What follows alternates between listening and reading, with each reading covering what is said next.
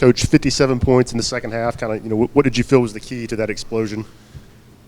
Well, again, a lot of respect for Missouri. Dennis has done a great job with his team from the year they had. The way he's changed just the entire mindset, coming back from when he was there his first year, is really a phenomenal job by him and getting his team ready to play. And they're always tough to play against, and he does a great job.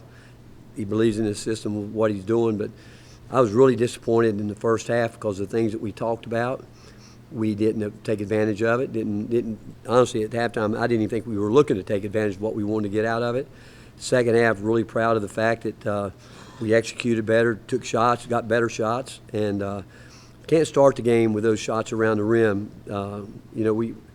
They're tough. And then missing free throws early, but again, like always, I felt our defense kept us close enough when we got down and then had a little spurt there to get back in it. But as well as I thought we played in the second half, again, give them credit for what happened in the first half because we did not play well at all. Went to that lineup with Sakai, Chaz, Gainey, and Milicic a lot in the second half. What makes that one effective offensively? Well, one, offensively, you get guys people are afraid to leave shooters, and we get guys in position where again they switch. You're hoping to be able to take advantage of those switching situations and create some of those matchups and then play out of that. But they're concerned about shooters. But first half, we did exactly what we talked about. We would make one cut and stop playing. You need to move them because they do a great job of switching out, taking your cuts away. And we talked about back cut after back cut, and guys were just making a straight cut that we didn't want and didn't even try to look to slip to the open area. But we did, a better job in the second half.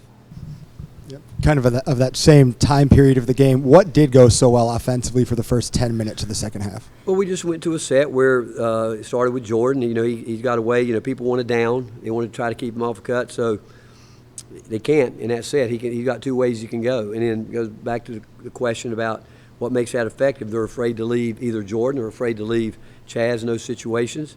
And so now it's hard for them to down it. Then if they're not going to switch to five, more times than not, you'll play off that. If they're going to make the cut to the top, you can get a slip and hope to create a mismatch there. And we had a chance to finish it a couple of times. We could have driven it, but we didn't because we didn't create the double gap and wedge like we want to. But again, I thought Z putting it on the money. They got separation and got turned around ready to shoot it. And that gives us a chance to go rebound it too, especially from the backside. Thank you. What does it say about Igor that he comes off of illness and plays aggressive like he did today? I thought he was good. I thought he got tired at the end, and again, we had a couple of defensive breakdowns that we can't have. In that situation when they're down, they're going to either have to drive the ball. You know who their three-point shooters are. You can't foul them. We were in our switching defense 1 through 5, and, he ran a little pistol action. And I'm going to give him the benefit of the doubt that he was tired because we can't foul right there, and but that's why, again, we got to get consistency from everybody. Everybody, and it can't be on one night, off one night, but I really thought he and Z both came back. I thought Z was terrific. I did. I thought he was really terrific tonight with not really practicing but one day and not even a full day with that. And but Igor handles the ball, and I thought he made some really good decisions. Didn't settle for a three when he could have taken a couple of them, and made a couple good plays for Z to give Z a great look at it. And that's when Z's at his best. After a baseline, a middle drive, and he gets spotted up. That's when he shoots the ball, his best numbers. How disappointing were the turnovers, especially early in the second half, and then what went into cleaning those up? It was really disappointed because of what we talked about. They play the way they play.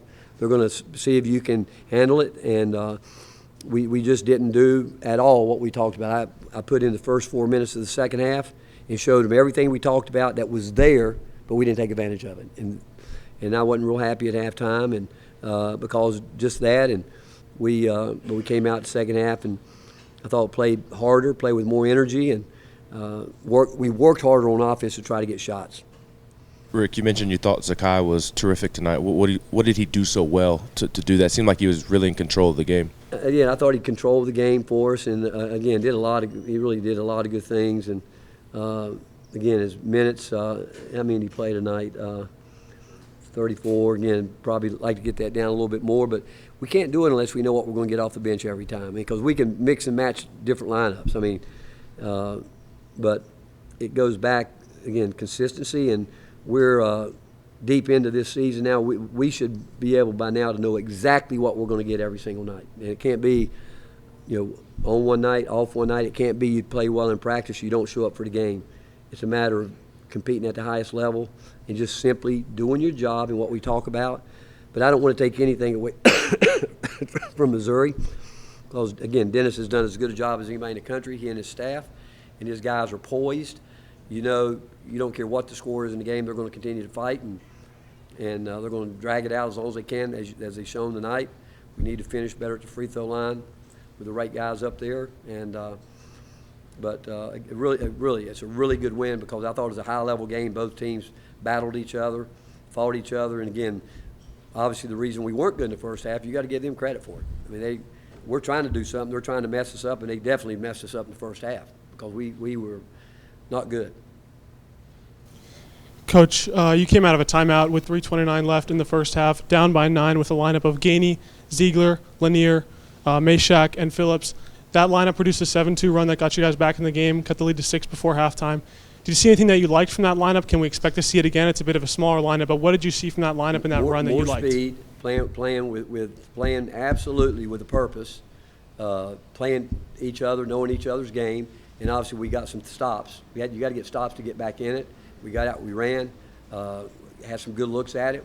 We knocked them down, got an offensive rebound in there, but playing it's speed. We need to get out in transition. We need to move the ball, get it going, and we still don't do that as well as we should. And we need those kind of baskets in transition to get some of those looks. Saw 3 more hands up, Mike Van West, that's it. Rick, you referenced working harder to get good shots in the second half. What does that look like, and how do you duplicate that? Mike, that's a great question. I just said at halftime, we got to know by now what we're going to get. And it goes back to understanding what we're looking for. And what we were looking for early was there. We didn't read it. We didn't make the right passes, and we did. The ball was thrown too soft, didn't get there, and the ball's got to be passed. We had a chance tonight to hit 2 wide-open threes, and we threw just absolutely horrendous passes down by the knee and stuff like that took us out of shooting position. But I don't know if they were concerned about them, because they do a good job trying to deflect and get out and run, but we've got to become a better passing team in those situations, because we got them in rotation, and all we had to do was deliver the ball the right way, and we had the right guy ready to shoot the ball, but we didn't deliver the pass. Rick, I know you're talking about some things that y'all can do better offensively, but you still scored 85 points, and your defense gave up 81. Does it say anything about this team or your offense? Did you learn anything about the offense picking up the defense at times? Guys, we've had games when we've looked like a great basketball team scoring the ball. And when the ball's going in, it all looks good. I mean, if I could coach making shots, I'd do this till I'm 110, if I could live that long. I mean, when that ball's going in, it looks good. And there's some nights it goes in and you're not even playing good, but it goes in. I mean, I think they banked a couple in from out top, but I've seen Real do that. He's done it. He's got deep range, and again, we found another three-point shooter, which we can't do. But what I want to see us do, make some of those shots around the rim. Those are the ones we need to make. If you start doing that, they got to loosen up. We finally got a couple back cuts, things that we talked about. I mean, they're just out there denying. You got to play basketball. You got there's games where you can quote unquote maybe run some offensive plays, and there's other games where you simply have to play basketball. And we showed them what we wanted. We didn't execute it in the first half. Again, Missouri had a lot to do with that. The second half, we were better, but we made shots too. Rick, I guess athletes in general just kind of become creatures of habit during a season and routines, and for a couple guys, a couple of your starters to not play on Saturday and then not practice a ton maybe and come back and perform like this. I mean, do you expect something like that, or do you never know in a situation like that? I don't know if you ever know, but you know what? I think you ask any coach if you could have one trait in a player, a lot of coaches might come up with something. Mine would probably be a high motor, play with a high-level motor night in and night out, or you could say that's a competitive spirit. You can break it down any way you want to do it. High motor means you're out there trying to win every possession. Competitive spirit means you're trying to fight for every possession. And it's hard. It's really, really hard to play the game that way. Very few guys can do it. And it's a daily commitment to it where you've got to get yourself in just incredible cardio conditioning toughness. And at the end of the game, that's when those guys truly believe in the last 4 minutes you can break it loose by running the court, getting a layup, getting on the offensive glass, doing something where your motor or your competitive spirit makes a game-breaking play for you. Thanks, Coach. All right, thank you, guys.